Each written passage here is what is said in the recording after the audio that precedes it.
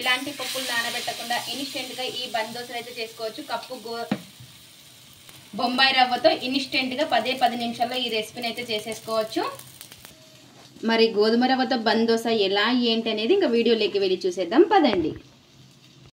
ఒకే విధంగా కాకుండా ఒక్కసారి ఇలా బొంబాయి రవ్వతో కొత్తగా బ్రేక్ఫాస్ట్ అయితే చేసుకోండి. చాలా అంటే చాలా బాగుంటుంది. ఇప్పుడు ముందుగా అయితే ఒక కప్పు బొంబాయి రవ్వ అయితే తీసుకున్నానండి. సూజీ రవ్వ అంటారు కదా, ఇది వచ్చేసి ఒక కప్పు బొంబాయి రవ్వ అయితే వేసుకుంటున్నాను నేను ఇందులోకి అయితే.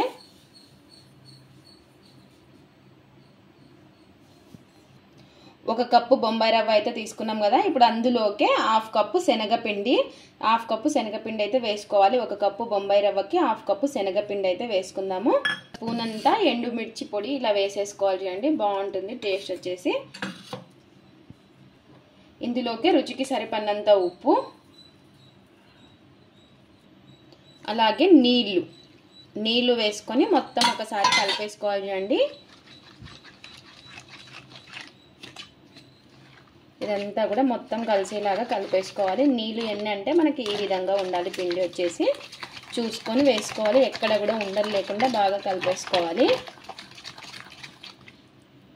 చూసారు కదా, మనకు బ్యాటర్ వచ్చేసి ఈ విధంగా ఉండాలి. ఇప్పుడు ఒక మూత పెట్టేసుకుందాము. మూత పెట్టేసుకొని ఒక 10 నిమిషాలు అయితే రెస్ట్ ఇచ్చేద్దాము. ఈ లోపు ఇందులోకి టమోటో చట్నీ అయితే చేసుకుందాము, చాలా బాగుంటుంది. ఇక్కడ వచ్చేసి చట్నీకి అయితే పెట్టేసుకుందామండి. ఇక్కడ వచ్చేసి కొంచెం ఆయిల్ అయితే వేసుకుందాము. ఇలా కొద్దిగా ఆయిల్ అనేది వేసేసుకొని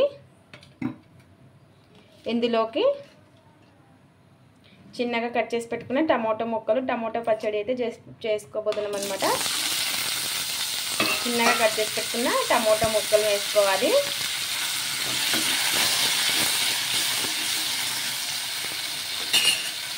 అలాగే కారానికి తగ్గట్టు పచ్చిమిర్చి,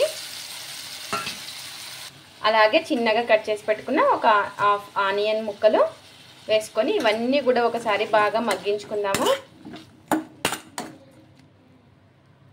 ఈ ముక్కలన్నీ కూడా మెత్తపడిపోవాలి, మనకి మగ్గాలి.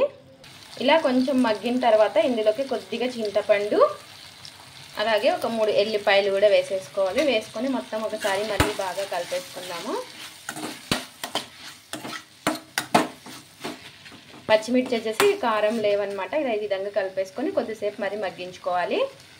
ఇలా బాగా మగ్గిన తర్వాత ఇంకా గ్యాస్ అయితే ఆఫ్ చేసేసుకోవాలి. చల్లారిన తర్వాత మిక్సీ అయితే పట్టేసుకుందాం. ఇంకా ఇప్పుడు మిక్సీ జార్లో కొన్ని పల్లీలు అయితే వేసుకొని ఫస్ట్ మిక్సీ అయితే పట్టేసుకుందాం. పల్లీలను వచ్చేసి ఇలా పౌడర్ చేసుకున్న తర్వాత ఇప్పుడు మనం టమోటా ముక్కలు, పచ్చిమిర్చి ముక్కలు వేసేసుకుందాం ఇందులోకి. ఇప్పుడు ఇలా అన్ని మిక్సీ జార్లోకి వేసేసుకున్నాక రుచికి సరిపడినంత ఉప్పు, కొన్ని నీళ్ళు అయితే వేసుకోవాలి. వేసుకొని మిక్సీ అయితే పట్టేసుకుందాము. ఇలా ఈ విధంగా కొన్ని నీళ్ళు వేసేసుకొని చట్నీ అయితే పట్టేసుకున్నాండి. ఇలా ఈ విధంగా ఉండాలి చట్నీ వచ్చేసి.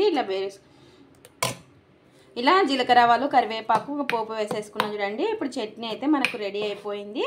ఇంకా ఇప్పుడు మనము మిగతా ప్రాసెస్ అయితే చూసేద్దాము. ఇంకా ఇక్కడ వచ్చేసి మనకు చట్నీ అయితే రెడీ అయిపోయింది కదండి. 10 నిమిషాల తర్వాత చూడండి మనకు రవ్వ కూడా నానుంటుంది. ఇప్పుడు నెక్స్ట్ వచ్చేసి ఇందులోకి మనం చిన్నగా కట్ చేసి పెట్టుకున్న ఆనియన్స్ అయితే వేసుకోవాలి. ఇలా ఆనియన్స్ ముక్కలు, అలాగే పచ్చిమిర్చి ముక్కలు చిన్నగా కట్ చేసుకున్నవి, అలాగే టమోటో ముక్కలు ఇలా అన్నీ కూడా వేసేసుకోవాలి. అలాగే ఒక స్పూన్ అంతా జీలకర్ర, అలాగే కొంచెం కొత్తిమీర, అలాగే హాఫ్ నిమ్మరసం. నిమ్మరసం లేదు అంటే పెరుగైనా వేసుకోవచ్చు, 2 స్పూన్లు. ఇలా నిమ్మరసం కూడా వేసుకొని మొత్తం ఒకసారి కలిపేసుకుందాము. మనం ఆల్రెడీ ఉప్పు కూడా వేసేసుకున్నాము.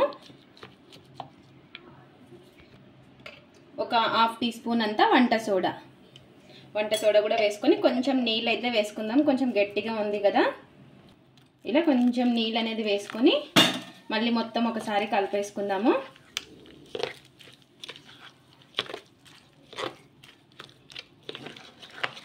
మనకు మిక్సీతో అస్సలకే పని లేదనమాట ఈ రెసిపీకి వచ్చేసి. ఓన్లీ చట్నీ ఒకటే అవసరము. ఇలా ఈ విధంగా వంట సోడా అన్నీ కూడా కలిసేలాగా బాగా కలిపేసుకోవాలి. ఇంకా కొంచెం నీళ్ళు అయితే వేసుకుందాం. ఇలా నీళ్ళు అనేది చూసుకొని వేసుకోవాలి.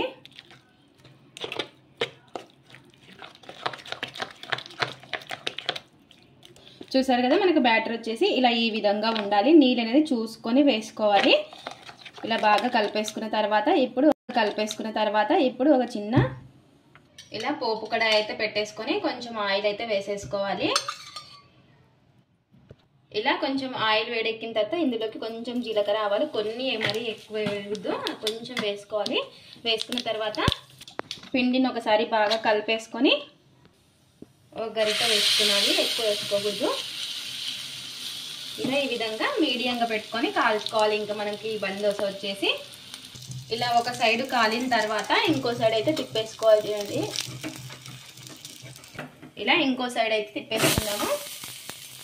చూసారు కదా, ఇలా లోపల మనకి ఈతల సైడ్ కూడా బాగా కాలాలి. మీరు చిన్న దోశలాగా కూడా వేసుకోవచ్చు కావాలి అంటే, సెట్ దోశలాగా. ఇలా ఇంకో సైడ్ కూడా బాగా కాలిన తర్వాత రెండు వైపులా బాగా కాల్చుకోవాలి. చూడండి, మనకి ఇంకా బొంబాయి రవ్వతో ఎంతో టేస్టీగా ఉండే బంద్ దోశ కూడా రెడీ అయిపోతుంది. ఇంకా ఎంతో టేస్టీగా ఉండే బంద్ దోశ రెడీ అయిపోయింది. ఇంకా సేమ్ ఇందాక ఎలా అయితే వేసుకున్నామో ఒక 2 స్పూన్లంతా ఆయిల్ అయితే వేసేసుకొని కొంచెం జీలకర్ర ఆవాలు వేసుకొని మళ్ళీ వేసుకునేటప్పుడు పిండి ఒకసారి బాగా కలిపేసుకొని ఒక గరిట వేసుకోవాలి అండి.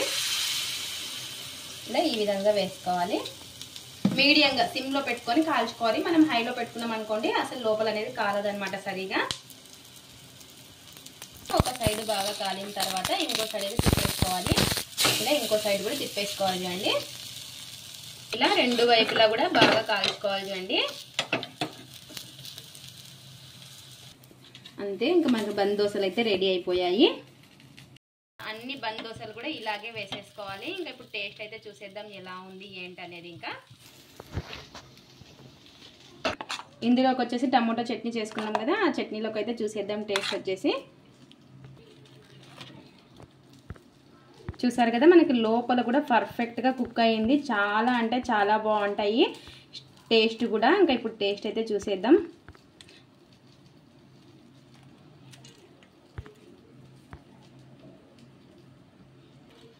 చాలా అంటే చాలా బాగున్నాయండి. మీరు కూడా ఒకసారి బొంబాయి రవ్వ శనగపిండితో ఒకసారి ఈ విధంగా బంద్ దోశలు ట్రై చేయండి.